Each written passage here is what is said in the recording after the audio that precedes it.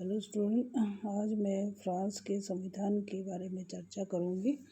France Europe का एक बड़ा राज्य है। ब्रिटेन की तुलना में क्षेत्रफल की दृष्टि से फ्रांस काफ़ी बड़ा है। जनसंख्या की दृष्टि से कम है जनसंख्या यहाँ की।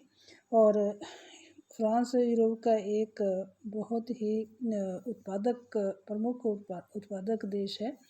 यूरोप का लगभग 1/4 गेहूं अकेला फ्रांस ही पैदा करता है।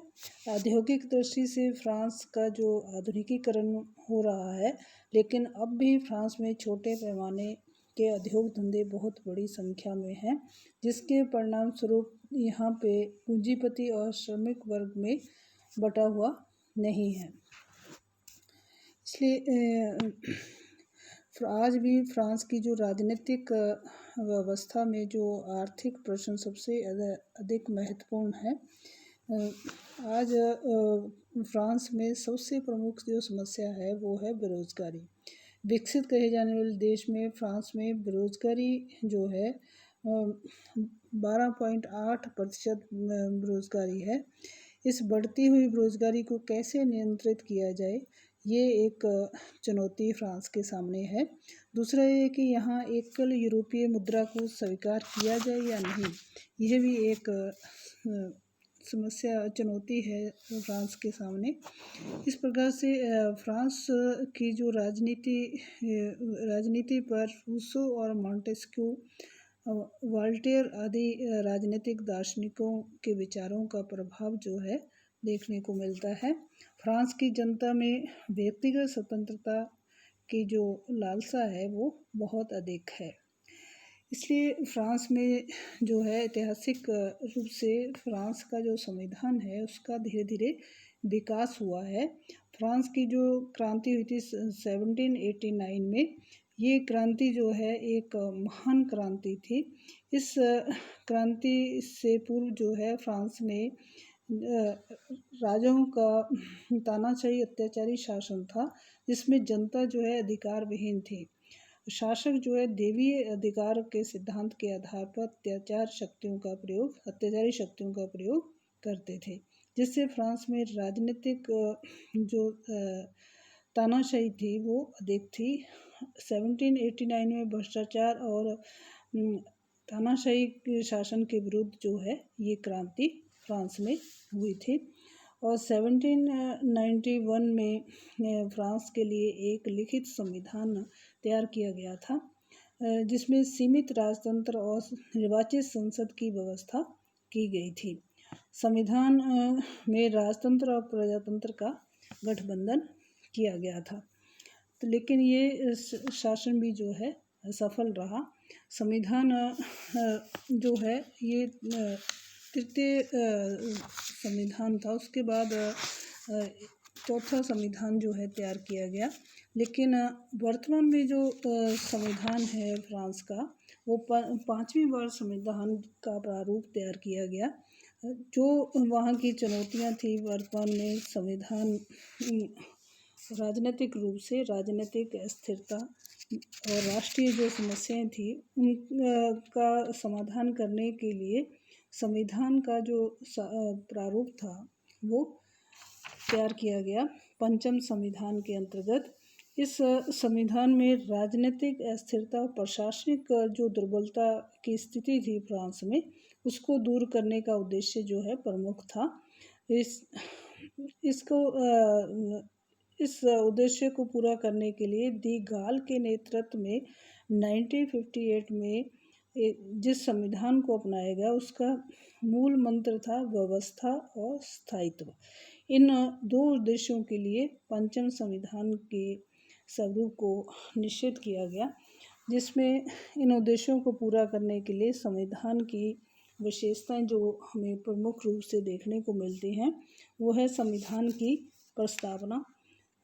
सभी संविधानों में एक प्रस्तावना होती है, जिस प्रस्तावना का जो उद्देश्य है, संविधान का जो आदर्श है, उनको स्पष्ट किया जाता है। संविधान के स्रोत, आदर्श और लक्ष्य की घोषणा जो है प्रस्तावना में की जाती है।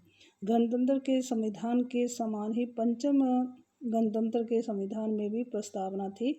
इन दोनों ही संविधानों की प्रस्तावना की दृष्टि से इसमें संविधान के जो स्रोत थे, आदर्श थे, लक्ष्य की घोषणा करने की बजाय नागरिकों के अधिकार, अंतर्राष्ट्रीय कानून के प्रति वचनबद्धता और फ्रांसीसी संघ का उल्लेख किया गया था प्रस्तावना में।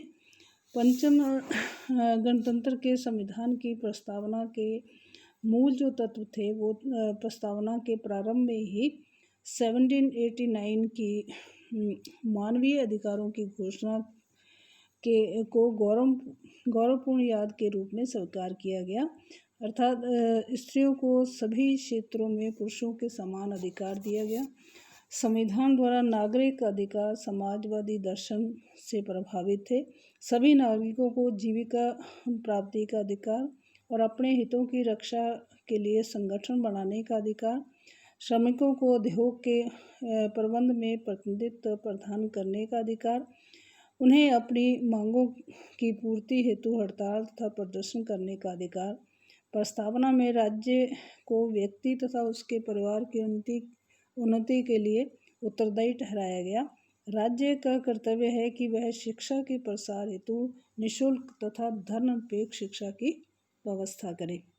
1946 के संविधान की तरह ही प्रस्तावना में ये कहा गया कि फ्रांस अंतर्राष्ट्रीय विधि के सिद्धांतों को मान्यता प्रदान करेगा और राष्ट्रों की स्वतंत्रता का आदर करेगा।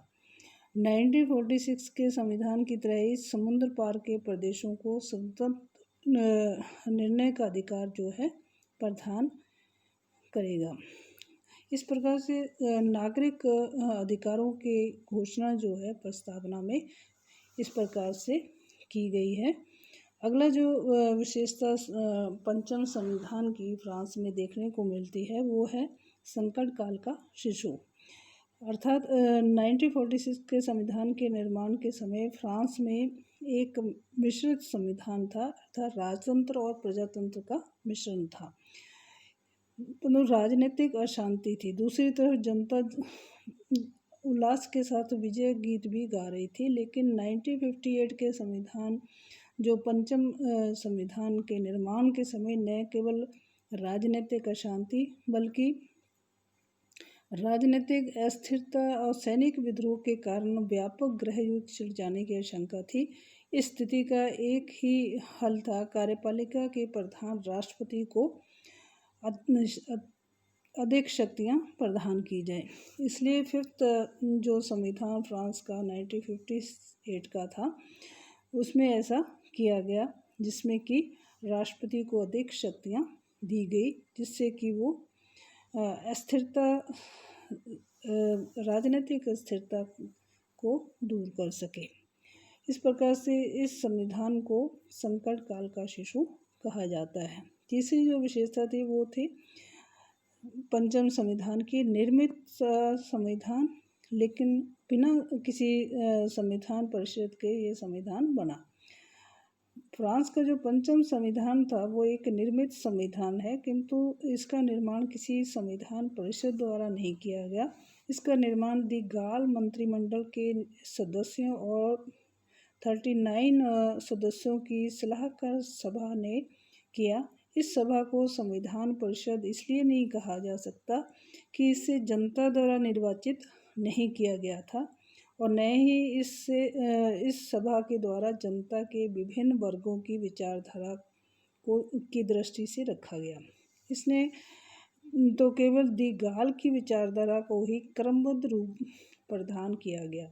एक व्यक्ति विशेष की विचारधारा पर आधारित होने के कारण इस संविधान को दी गाल संविधान भी कहते हैं। अगली जो विशेषता इस पंचम संविधान की फ्रांस की थी वो थी लिखित संविधान। 1958 में जो निर्मित संविधान में 95 धाराएं थी और जिनमें 15 अध्यायों में बटी हुई थी। इनमें धारा 90 से धारा 95 तक संकटकालीन प्रावधान के रूप में थी, लेकिन 2002 में संकटकालीन प्रावधान से जुड़ी इन धाराओं को उनके प्रभावशाली न होने के कारण संविधान से हटा दिया गया। अतः अब संविधान में 89 धाराएं हैं, जिसके अध्याय जो है 16 अध्यायों में बटी हुई हैं। इस कारण यह संविधान जो है बहुत छोटा संविधान कहा जाता है। 1946 के संविधान से भी बहुत छोटा है। इस संविधान के छोटे होने का जो कारण है वो है कि इसमें अनेक महत्वपूर्ण बातों को संविधान की परिधि से बाहर रखा गया है, जैसे निर्वाचन कानून, संसद के दोनों सदनों का गठन, विधि निर्माण की प्रक्रिया और आर्थिक तथा सामाजिक परिषद के कार्य आदि के संबंध में संविधान बिल्कुल मौन है, स्पष्ट नहीं किया गया। इन्हें भविष्य के संवैधानिक कानूनों पर छोड़ दिया गया है। इन मूलभूत प्रश्नों का संविधान में उल्लेख न होना एक अस्पष्टता है, अपूर्णता है। इस प्रकार से ये संविधान जो है लिखित है और छोटा संविधान है। अगला जो पंचम संविधान फ्रांस की का जो है, इसकी जो अगली विशेषता है वो है एक कठोर संविधान। एकात्मक शासन व्यवस्था को अपनाते हुए फ्रांस में कठोर संविधान अपनाने की परंपरा रही है। पंचम गणतंत्र का संविधान भी कठोर है। इसमें अनुच्छेद 89 के अनुसार संविधान में संशोधन के 2 तरीके हैं।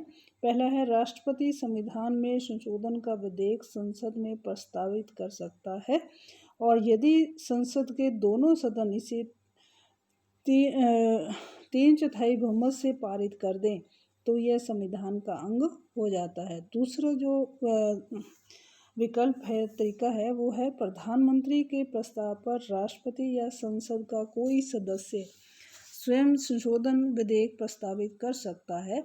यदि संसद के दोनों सदन इसे पारित कर दें तो इसे जनमत संग्रह में निर्वाचकों के सम्मुख रखा जाता है, और निर्वाचकों के बहुमत द्वारा इसका समर्थन किए जाने पर यह संविधान का अंग बन जाता है।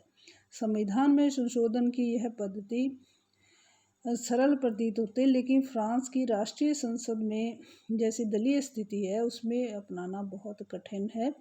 व्यवहार में पंचम गणतंत्र के प्रथम राष्ट्रपति दी गाल के द्वारा संविधान में संशोधन की पद्धति का मनमाने तरीके से प्रयोग किया गया। संविधान में यह कह दिया गया कि देश के भूभाग अथवा गणतंत्र स्वरूप में कोई भी परिवर्तन नहीं किया जा सकता है। इस प्रकार से संविधान का फ्रांस के संविधान की ये जो पंचम संविधान की विशेषताएं हैं, ये इस प्रकार से ये हैं। इन विशेषताओं के अलावा और भी कुछ विशेषताएं हैं, इनको हम अगले टर्न पे स्पष्ट करेंगे। ये महत्वपूर्ण रूप से फ्रांस के पंचम संविधान की प्रमुख विशेषताएं हैं। धन्यवाद।